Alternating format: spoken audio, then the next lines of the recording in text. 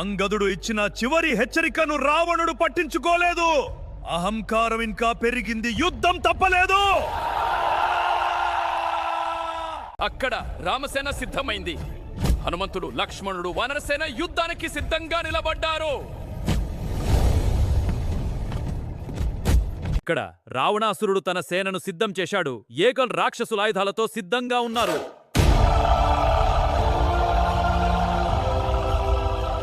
ఒక్కసారిగా యుద్ధ డంకాలు మోగాయి. ఒక్క క్షణంలో యుద్ధం ప్రారంభమైంది. అరిచే శబ్దాలు, అస్త్రాల ఘర్షణ, రక్తం, యుద్ధం. హనుమంతుడు రంగంలోకి దిగాడు.